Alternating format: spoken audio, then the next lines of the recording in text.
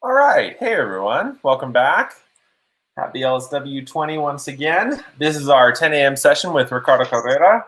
This is going to be about 10 disciplines to reach wealth and prosperity. I love this training and what Ricardo's up to. I think this is a super important project from NAHREP, and he'll explain all about everything else in this session. Ricardo is a professional. He's a real estate agent. He's a leader in the Longmont community. I'm so excited that he's joined us during Startup Week in this very virtual environment. And now I'm going to get out of his hair and turn it over to you, Ricardo. And thank you for being here. Well, thanks, Morgan. It's a pleasure. It's, I think, a third year for me at Longmont Startup Week. So with that, let's get started with 10 disciplines to reach wealth and prosperity. So here we go. Let me start by talking about NAHREP. Thanks, Morgan, for that. NAHREP is a group called the National Association for Hispanic Real Estate Professionals. And the background on this is that about 10 years ago, NAHREP realized that while Latinos were closing the income wealth gap and earning more money than ever before, obtaining more college degrees at a higher rate and participating in the workforce at a higher level than ever as a demographic, we were still not closing the proverbial wealth gap to the tune of 8-1. Now, if you consider other minorities, it could be larger, like 10 or 15-1. So while the gap is closing, it's not closing fast enough. So at NAHREP, we do believe that there is no reason why Latino community can't be amongst the wealthiest in this country. So what they set out, and to make this a reality, they decided that what we do is need information, that we need tactics, and that we need guidance to advance this cause. So this is how the NAHREP 10 disciplines came about. These are 10 principles. They're designed to guide our community to build more wealth and prosperity and experience all that the American dream has to offer for ourselves, for our families, and to set us up for long-lasting success. So with that, I'm going to start by showing you a short video and my favorite definition for happiness. And both of this come from a guy whose name is Jose Mujica. Some of the highlights of his life is that he was the 40th president of Uruguay for 2010 to 2015. He was imprisoned for 12 years, 10 out of which were in solitary confinement. That's a double wow, just take a moment to ponder that one. And of course, he's known as the world humblest head of state because he lived and still does an extremely austere lifestyle. So take a look at this video. It's about 2 minutes long. It is in Spanish and there are subtitles. So check it out. Lo diferente que nuestra forma de vivir, nuestros valores son la expresión media de la sociedad que nos toca vivir. Y nos aferramos a eso. Pero no ahora por ser presidente. Esto lo pensamos mucho, pasamos más de 10 años de soledad en el calabozo. Y tuvimos 7 años sin leer un libro. Y tuvimos mucho tiempo para pensar. Y descubrimos esto. O logras ser feliz con poco y liviano de equipaje, porque la felicidad está dentro tuyo, o no logras nada. Esto no es una apología de la pobreza, esto es una apología de la sobriedad. Pero como hemos inventado una sociedad de consumo, consumista, y la economía tiene que crecer, porque si no crece es una tragedia. Inventamos una montaña de consumo superfluo y hay que tirar y vivir comprando y tirando. Y lo que estamos gastando es tiempo de vida. Porque cuando yo compro algo, o tú, no lo compras con plata. Lo compras con el tiempo de vida que tuviste que gastar para tener esa plata. pero con esta diferencia. La única cosa que no se puede comprar es la vida. La vida se gasta. Y es miserable gastar la vida para perder libertad. ¿Cómo no? All right, so Jose Mujica, his definition for happiness goes like this. Happiness comes from having the ability to take care of ourselves and our families, to have friends and time to spend with them, and to have the freedom to do what motivates you.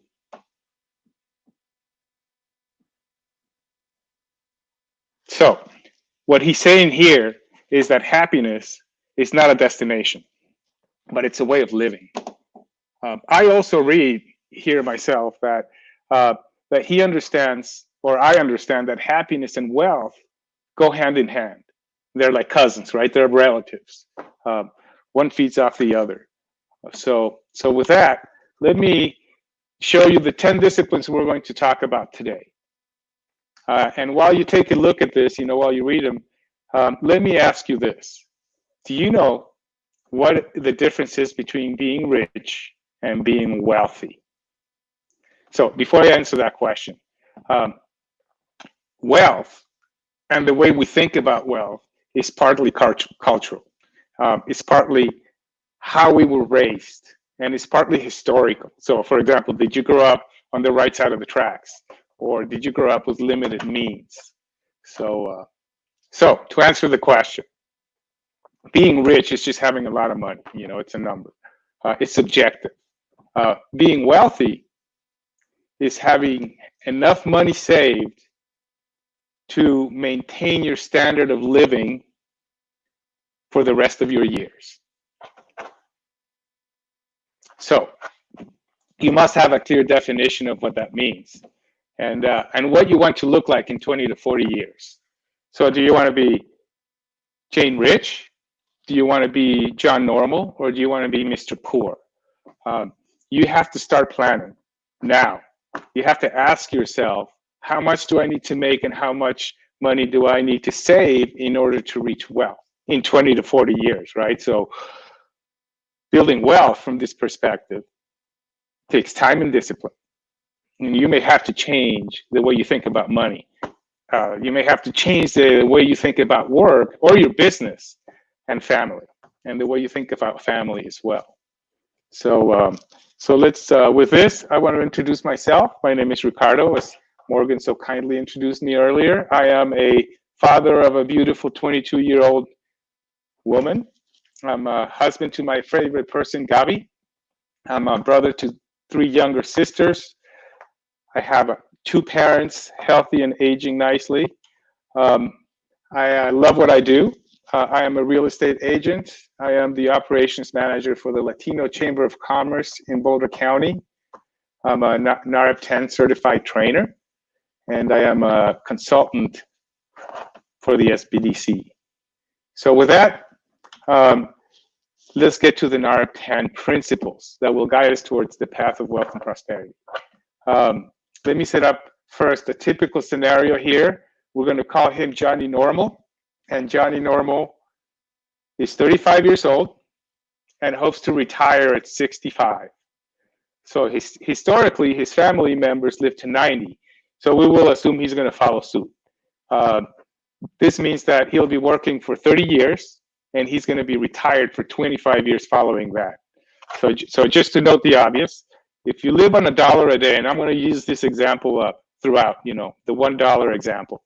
If you live on $1 per year and you want to retire at 65, live to be 90, this means that you're going to have $25 saved so you can maintain this current standard of living through your retirement years.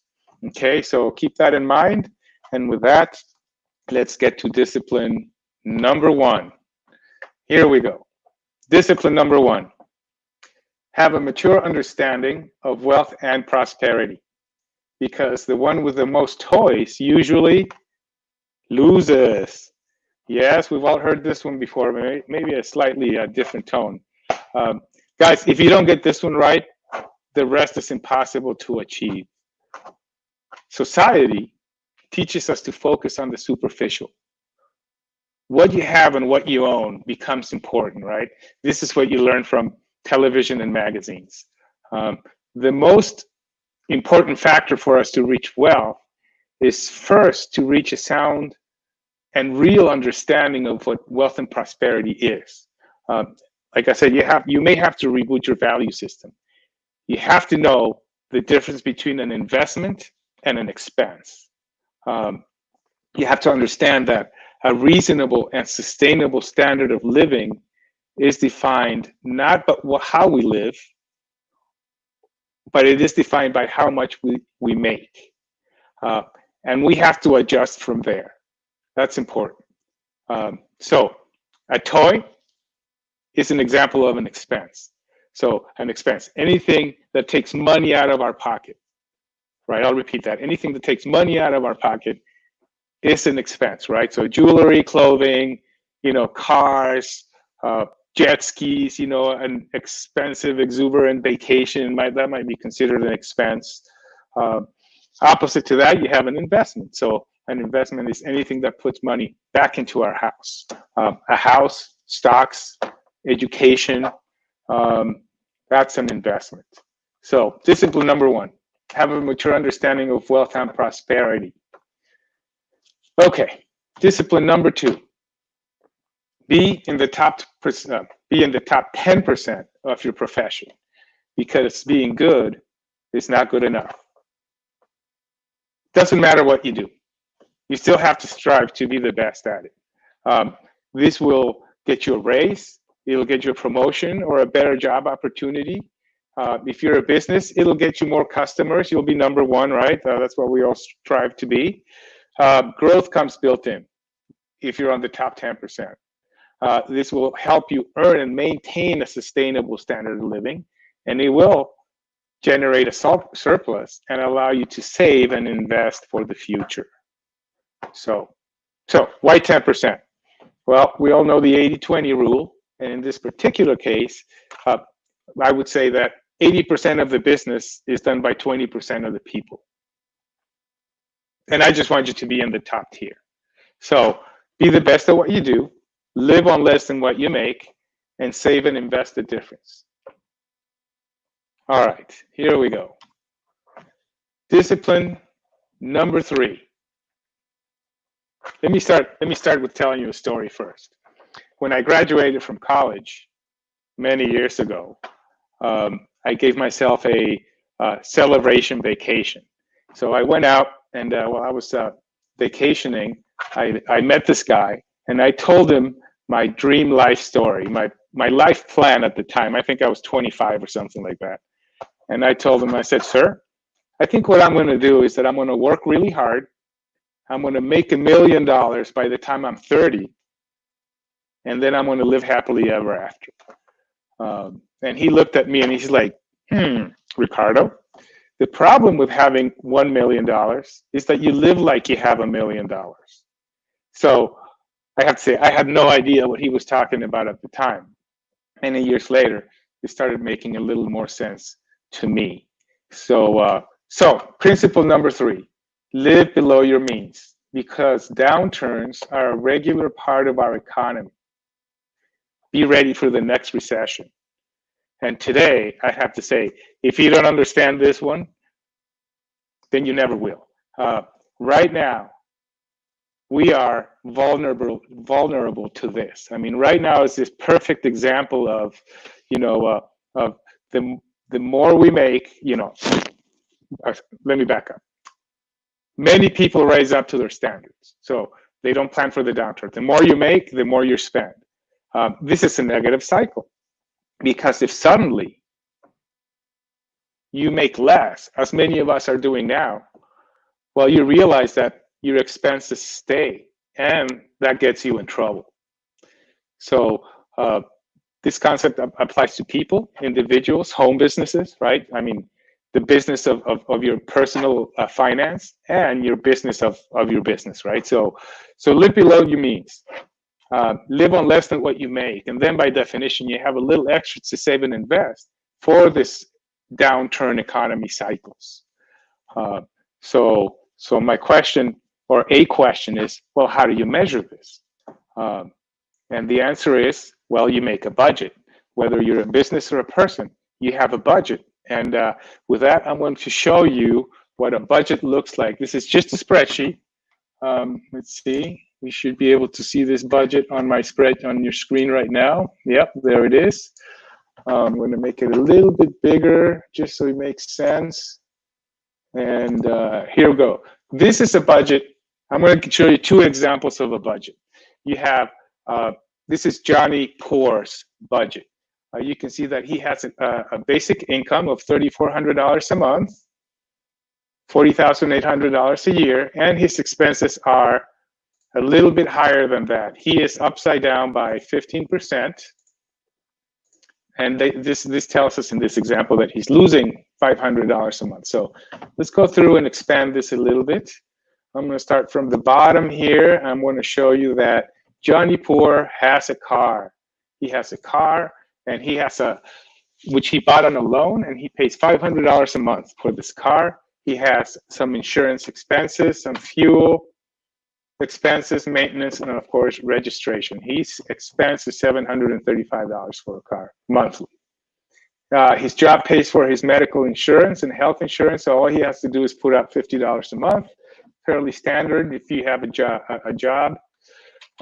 He has food and entertainment expenses. He goes to the grocery very little, $200 worth a month, and he likes to go to restaurants. He spends $600 a month in restaurants. He also has some activities. You know, he may like golfing or bowling or whatever you like to do to go out, going to the movies. And he spends $3,000 a year on a vacation. All right, some personal care expenses. Now, these are just a generalized example. You should go through and create this with your actual real expenses and what is important to your circumstance. So going up the line, Johnny Poor pays $150 a month for all the channels he gets on his television. He pays for internet, he pays for Netflix, and he actually has a really nice phone that costs him $100 a month. All right, and finally, we can see that he has some living expenses. He pays rent, some insurance, gas and electric utilities, and so on. So this adds up to his standard of living, right? This is what it cost him to live his life. It's $3,950 a month, $47,000 a year. And Johnny Poor makes $3,400 a month with his job. That means he is losing $6,600 a year with his lifestyle, likely going onto a credit card, but we'll talk more about this later. All right, so now just quickly, let's go through and fix this example so to see what Johnny Normal look like. I'm going to start with a car, which he has no car payment because he paid for his car cash. His insurance is about the same. Actually, it should go down a little bit because insurance is cheaper when you own your car. His health insurance applies the same way without change. For groceries, Johnny Normal eats at home more than he goes out to a restaurant. So I'm going to adjust this to say that Johnny Normal spends $400 a month in a grocery bill, and he goes out to restaurants once a week to the tune of $50 a week. That adds up to about $250 a month. And so on. For activities and vacation, we could leave it the same because it's healthy to be active and it's healthy to take a vacation. For cable, I would say Johnny Normal cut the cable. He doesn't have that expense. He has internet. He still pays for movie service, and his phone is just a normal, standard, good old phone that costs him $50 a month. And for the rest, the living expenses will stay the same because we all have to pay for living expenses. And I will add that Johnny Normal, not only does he have a regular job, but he has a weekend gig that makes him $200 a month, which makes his formula, his profit and loss statement or a budget, be on the green. So he is making he is making enough plus $500 a month. So this means he can save $6,000 a year on his and his standard of living is the right side up. So he's saving 14% of his salary of what he makes monthly. So again, this is just a quick example of what a budget looks like. You basically, what you do is that you count all your income, you count all your expenses. You're brutally honest with yourself, and then you add it up. You come up with a bottom line, and once you can see this, you need to fix it so you are living on less than what you make. This is the first step. So let's get back to our slides over here. So reasonable and sustainable standard of living. Once you're making $500 like Johnny Normal, $500, or once you're making a surplus of $500 a month, well, you can take this money, you can save it, and the goal is to have 6 months of an emergency fund. That's your first milestone, because ultimately you want to keep going and do that until you have 25 years worth of your standard of living saved, so you can live those retirement years and maintain your standard of living. All right, so we're at 21 minutes. Let's move on to principle number 4. Principle number 4, minimize debt, because it is the biggest enemy to wealth. Debt, guys, debt is a drag. It will slow you down, and it can easily get out of hand. It is the opposite of saving. Okay, so debt. There is good debt and there is bad debt. And I'll remind you the difference between an expense and an investment. So borrowing money for a car, good debt or bad debt? I say bad. A mortgage for an owner-occupied property, good debt or bad debt? That's a thumbs up. Loaning money or borrowing money for your cousin's business, thumbs down, bad debt. How about an education loan? That's a 50-50, depends who you ask. I say it's good debt, but different people have different opinions on this one. So I'd say education, a loan for education includes, learning a trade, a community college, a 4-year college, regardless what it is. It is a tragedy to get out of college with a large loan, $150,000. That's, let's try to avoid that. In that case, if you're going to go that path, I would say pay as you go. It doesn't matter if it takes you 4 years or 6 years to get your education. Pay as you go, borrow just the minimum for what you need, because this too can get out of hand. All right, credit cards. Don't use them, period. Unless, of course, it's a convenience. So I, in my case, for example, I never ever carry cash. I don't carry cash in my pocket. I carry a debit card, and I do have a credit card, but I pay it off every month. So what I'm saying is that a credit card can be a convenience, and that's okay. I'm not using a credit card to incur debt, because of course, if you pay your credit card every month, it's free money. You don't pay any interest, and you don't pay a penalty, and so on. So with that, let me show you one of my favorite examples, and I'll introduce this future value calculator. It's a calculator that tells us, a future value of money, with some basic investment percentages. So in our example here, I'm going to go and say that I'm going to talk about Johnny Poor, and Johnny Poor likes to buy himself a coffee from his favorite coffee shop every day because it's his favorite thing to do. So he's spending $5.75 every day for 5 days a week, and he's doing this. Here we go, 5 days a week, and he's doing this 4 weeks out of the month. So on his way to work, his habit is to go buy coffee. So if he does this, it's $150 a month, right? So you do this for a year, he's spending $1,300 a year on coffee. Okay, so if you do this for 10 years, we're talking about $13,000. All right, so this number adds up quickly. So suppose he buys this on a credit card, and suppose he never pays the balance. This is kind of unrealistic example, but let's just suppose his credit card is 12% interest rate. So at 12%, after 10 years of buying coffee, he's going to have a balance of $26,454. Now, you and I know that there are no credit cards out there with a 12% interest rate. Most of them are 18 to 25. So let's say, for this example, that you have an 18% credit card. All right, so now this number grew a little bit, right? 10 years. Suppose you do this for 20 years, right?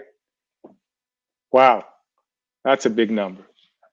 And I'm just going to show you what would happen if you do this for 30 years without paying your credit card balance. And I'm not even going to say this number out loud because it's just ridiculous. All right, so with that, let's get back to our presentation.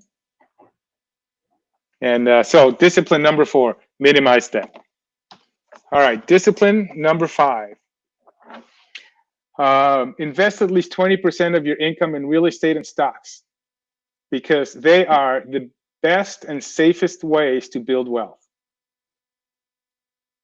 All right, so let's get back to the $1 example from Johnny Normal. So his goal is to build $25 retirement fund in 30 years of work. So here's a simple calculation. Let's go back to our future value calculator.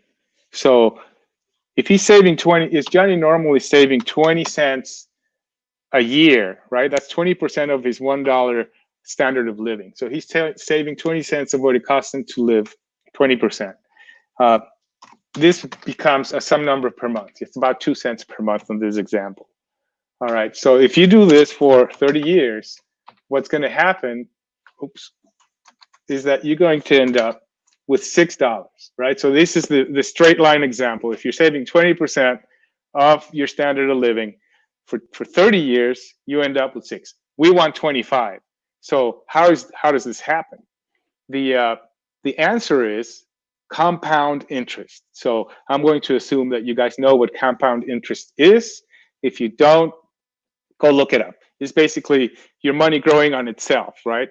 Year over year. So go look it up. It's a basic finance concept. And what it comes down to be is that it is a savings accelerator. You have to take advantage of this concept in order to make your $25 in 30 years, right? So Johnny Normal's example. So what happens, for example, here, if instead of just putting this money aside, you invest it and you're getting 8% return on this money. So for 30 years, you get an 8% return. Now the number adds up to 24.84, much closer to our goal of 25, right? I would say this is a success story at this point. Now, what happens if you're getting 12% instead of 8% return? Now you have a little extra. You can, you can make additional plans if you would like to. What if you do this, for example, what if you started instead of at 35 to 65, so 30 years, what if you started at 25, saving this 20%? So now you're doing this for 40 years. Wow, look at this. So now you have a little extra and your next that grew exponentially because time is your friend, guys. Time is your friend in this formula. The earlier you start, the better it is, right? So now let's put in Johnny Normal's example. If he's making, let's go back to our 30%, 30 years. If he was able to save $500 a month, and he's going to do this for 30 years at an interest rate return of 12%, that number adds up to a nice number. I'm sure he's going to be able to maintain his standard of living at retirement years, right? Even if you get 8%. It should help him. It should be able to accomplish his goal, which is what we're looking for. Okay, so back to our slide over here. So invest at least 20%. Educate yourself. Let me just start with that. Educate yourself. Understand the way our financial system works in the United States. Understand how taxes work. Understand how tax-free growth of investment works. Roth IRA, 401k, standard IRA versus standard 401k, employers matching funds for your 401k. It's not rocket science, guys. I almost go as far as to say, forget money managers. Educate yourself, understand how financial principles work, and know that getting rich is a slow process. There is no get rich quick schemes, and whoever wants to sell them to you, it doesn't work. 99% of them don't work. So this is a get rich slow strategy. It's proven and it works. So let me show you an example about expenses versus investments, and it's going to take the form of what does it cost to buy a car. So just quickly, buying a car, in this example, we're talking about a $35,000 car with a 3% down payment. That gives you a loan amount of $32,000. If you get a 5-year loan at a 9% interest rate, you're paying $661 a month for this vehicle. You have to pay some insurance, you have some fuel, you have some yearly maintenance costs, and of course, depreciation. Your car is going to depreciate the moment it leaves the lot, and then every year a little bit. So your monthly expense for this car is about $1,000. Move the clock forward 5 years. Now your car's resale value has gone down to $16,000. The loan, you paid it off after 5 years. So you started with $3,000. You ended with minus $18,500 ish. All right. So on the other hand, let's talk about what it costs to buy a house. So you're buying a house, $350,000, which doesn't buy you much in Boulder County, by the way. But it's a nice starter home. Remember that your first house is not your dream house. Anyway, 3% down payment adds up to $10,500. You end up with a $339,000 loan-ish. Your monthly payments, that's for a standard loan of 30 years at 5%. Right now, interest rates are a little bit lower. You have to pay taxes and insurance. You'll have to pay some maintenance. And your house is going to appreciate at 3% per year. Now, this is a historical standard in the US. So Boulder County is a little bit higher than that, but let's just go with conservative numbers here. You're spending about $2,000 a month for this house. Now let's move the clock forward 5 years. Now your resale value of the house went up from $350 to $405, 3% per year. Your loan value went down to $311,000 because you've been diligently paying your mortgage. So what this tells us is that you started with $10,500 and then you ended up with $93,000, almost $94,000. This is an example of an investment. Stocks, it's a different formula, but if you can get 10 to 12% per year, which is not hard to do, that's a topic for a different conversation. You can make this happen and help you out diversify. Another word that you're going to learn about when you're learning about financials and basics of investing and savings and investing. Anyway, let's move on with this example. And now we are talking about discipline number 6. Discipline number 6. Know your net worth, including the value of your business, because you cannot improve what you cannot measure. Okay, so this slide I call, this is the balance sheet slide, works for both businesses and personal.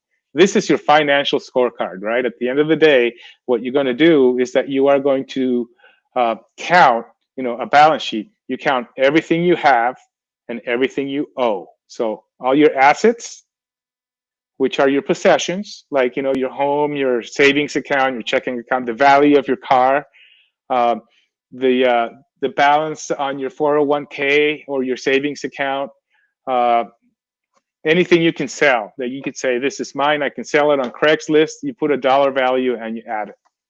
All right. On the other side of the equation, you have your liabilities, and this is everything you owe. So I'm going to talk about your mortgage loan, your car loan, credit card balances, any personal loans, and anything that you owe. You put it on the other side of the equation. You add them up, you come up with a number at the bottom, and that is your net worth. right? In business, it's called a balance sheet, and there's a whole science behind that. But if you, but I am going to show you my very simplified example of a balance sheet here. So we should be seeing another spreadsheet here, and this one has two columns. It has assets and it has liabilities. So in this case, I'm going to give you 2 or 3 examples. We still have some time. In this case, let's talk about Johnny Normal. Johnny Normal is 35 years old right now in this particular example, and following from the house example we just saw, he just bought his house. And he just bought a house for $350,000. His loan was $339,000. Let's look at the example that we had with him. He bought a $35,000 car, and he had a $32,000 loan. Okay, he has some stocks that he's been saving because he just figured out that his boss would match, for example, his 401k savings 1-to-1. So he started saving. He's got $15,000 there. He has some toys, and I'd say, for example, maybe he bought a jet ski or a nice Harley Davidson motorcycle, but he had it on a loan. So he owes $10,000 for a $15,000 toy, and he has a credit card balance from his previous years when he didn't know that credit card debt was bad. So you add up his assets, you add up his liabilities, you subtract one from the other one, and you end up with your net worth. Now, if you consider that Johnny Normal's life standard of living was about $37,000 a year, that means that with this amount of money, he can live for about 1.5 years. 1.18 years. Here's a little quick formula that I added here. So let's move up another 10 years. So in 10 years, his house is going to be worth about $450,000, and his loan is going to go down to maybe $300,000. I'm just making up these numbers, guys, by the way. He decided that he was just going to buy used cars because he figured out car loan was not worth his effort. His 10 years later, his 401k balance has grown to about $50,000. He has toys now, but they're all paid off, and he paid off his credit card balance. So now, 10 years later, you can see his net worth has gone up a little bit. He's got enough for 6 years. Assume now he's about to retire. I'm going to assume that his house is paid off. I'm going to assume that now he's married. Maybe he's got 2 cars that are paid off. He paid cash for them. His stocks have grown considerably, right? Because there was more savings. Maybe he's married now. He's got more money and 2 incomes. He has more toys because he is a sporty guy, and he likes toys, but they're all paid off. So now his balance has grown to about $700,000. All right, so the number is not quite there yet, but you get the gist of it. Time is your friend. You grow, and your investments grow as you go, and this is how you know where you're at. So ultimately, you want to make sure that this number matches, and it gets to that 25. The $25. Going from our $1 a year example. And that's how that balance sheet works. Okay, so here we go. Know your net worth. Okay, this is we're going on to our principle number 7. I think we're going into the non-financial principles. So principle number 7, be politically savvy, because public policy matters. Okay, so everything we know is influenced by public policy, by politics. So the price of gas, the price of healthcare, unemployment rates, labor law, immigration, real estate, the stock market, you name it. It's all influenced by politics. Politics can be local, they can be at the state level, or they can be at the national level, and they are all relevant. So, first let me give you a disclaimer. I am by far not a political person. I actually try to stay away for it. They stress me out. Talk to my buddy Dan or my buddy Ron. They know politics, but the point is that you have to be aware. You have to know just enough so you can vote, and you vote for the people that believe in what you believe, and you don't vote for the people that don't believe on the things you believe, right? So it's a basic thing. I myself, for example, read the captions from the newspaper because it gives me a little insight, but not enough to stress me out. So the point is, guys, take action and go vote. All right, so discipline number 8. Be physically fit, because wealth without health is meaningless. So how can you be the best at your profession if you are not healthy? How can you be a great family member if you can't participate? What's the point of being wealthy if you can't leave your house? So be physically fit, eating and exercising, educate yourself. This is like building wealth. It's a lifestyle. You need a plan. You need strategies. You need tactics, and you can learn about it. Every one of us is different, and we all think differently about eating and exercising. I know this. My body is my vehicle. My body is my tool, and it is my temple. And I want to take care of it, and I want people to look at me when I'm walking down the street and say, "Wow, look, that guy looks fit. How do you do it?" So that's one of the other things that I'm not quite an expert on this. I know what I do works for me, and I strive to be fit. But I'll give you a couple of number examples since that's what I understand. So let me start with this: the 3,500 calorie example. Now, all of these examples are based on the 2,000 calorie nutritional diet that the Fed puts out. So we've all seen the 2,000 calorie intake number, and everything you eat has a calorie count, labeled with a calorie count, and they break it out for you and everything. This is part of the education process. So 3,500 calories equal 1 pound. Take a note of this. 3,500 calories equals 1 pound. So if you eat 3,500 calories more than what you burn in 1 week or in 1 month, you're gonna grow a pound. If you consume 3,500 calories less than when you burn in 1 month, you're gonna lose a pound. So with that, how many pounds do you burn by exercising for 1 hour? 600 calories, and that's an average depending on the effort and what you're doing, but it's about 10 calories per minute, right? So with that, I'll ask you, how many calories on a Happy Meal, right? Fries and a burger and a soft drink. Well, that's about 2,000 calories. That means 3.5 hours on the gym. How many calories in a pumpkin latte, right? Milk, sugar, coffee. We know the pumpkin latte. That's about 380 calories. That's about 45 minutes at the gym. So my point here is that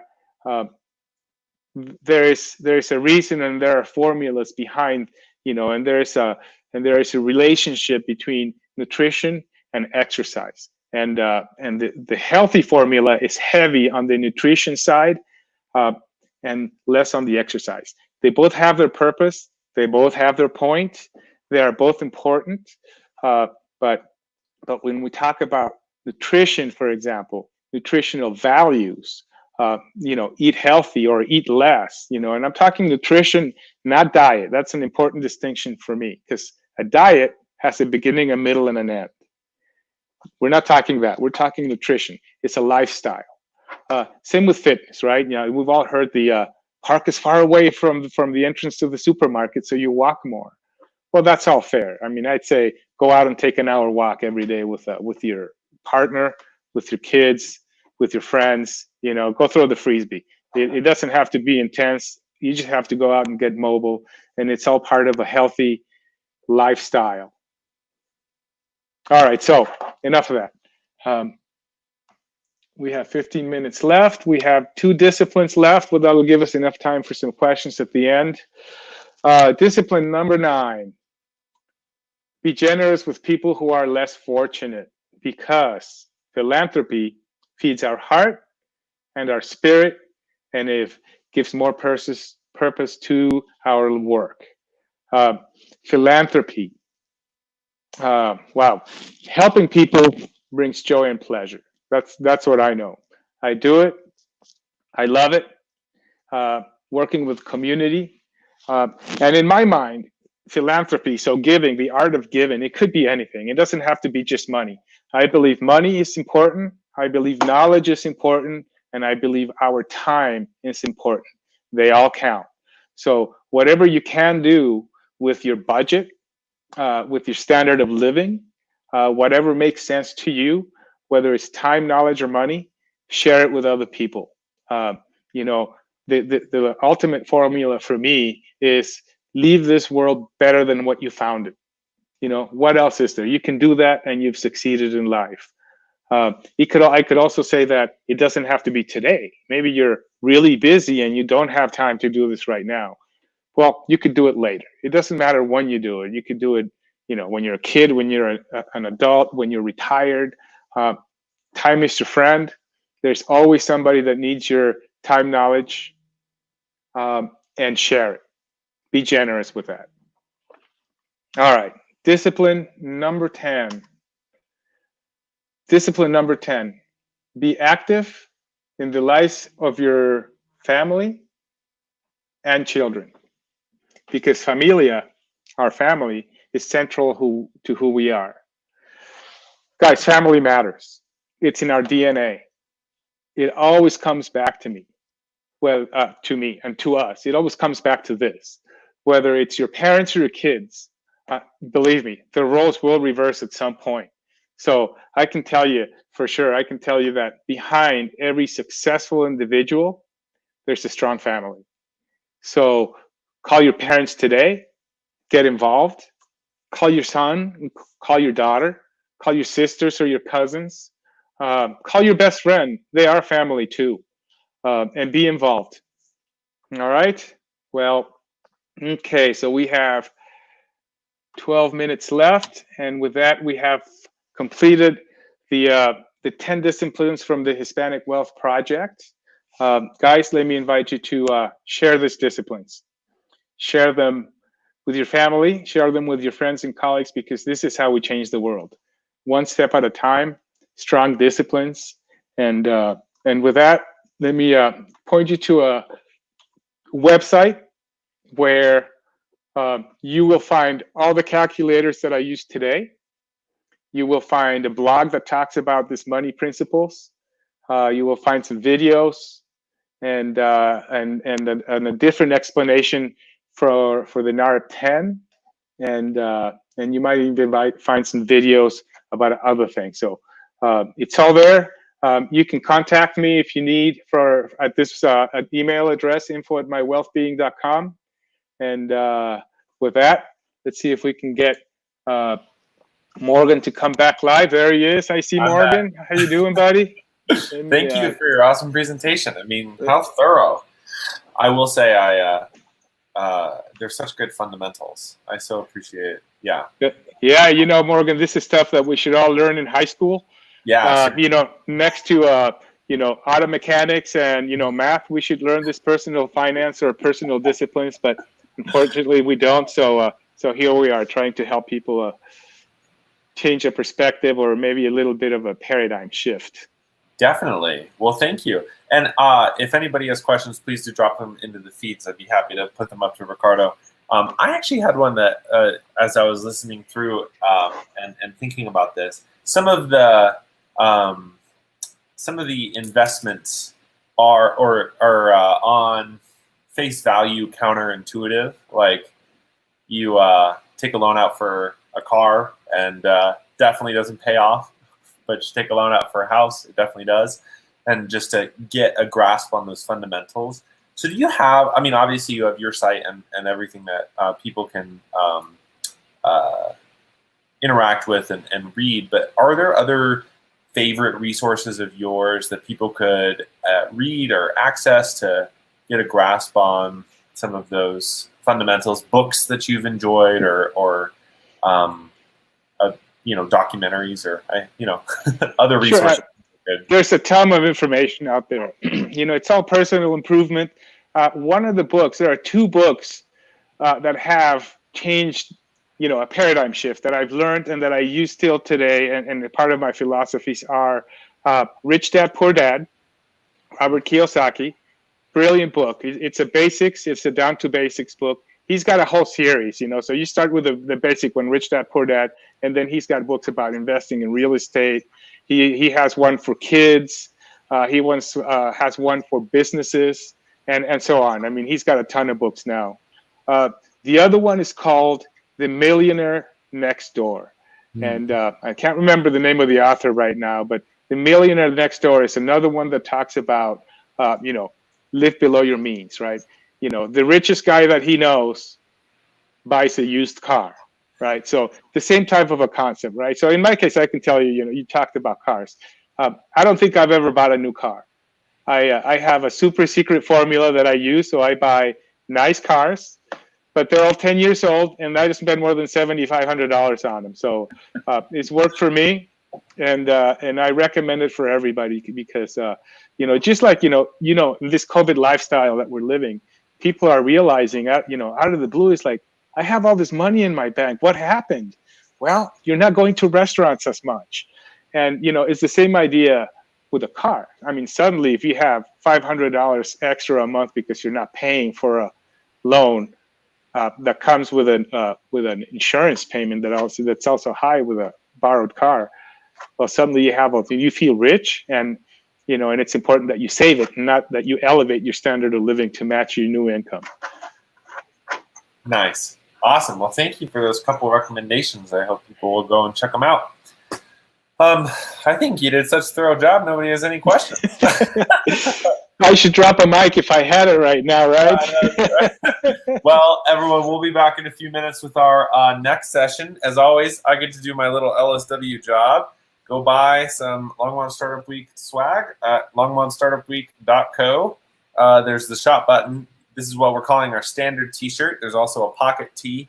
All the net proceeds are going to support E4All Longmont and Innovate Longmont to help support entrepreneurs in different industries in our community. So we're excited to be able to do that this year, especially as a unique year. And you also get a sticker sheet as a part of your purchase that Sticker Giant has, one of our favorite Longmont companies, has printed as well. So you can go to longmontstartupweek.co and purchase the swag. And we're running that through the entire week. So there's local pickup options in Longmont. And even the one at the Advanced Longmont Center, I think, is all socially distanced too. So pretty easy.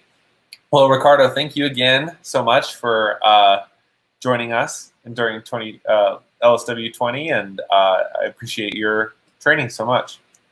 Absolutely, Morgan. Thank you for inviting me and for having me here, and let's do it again. Yeah, sounds good. Thanks.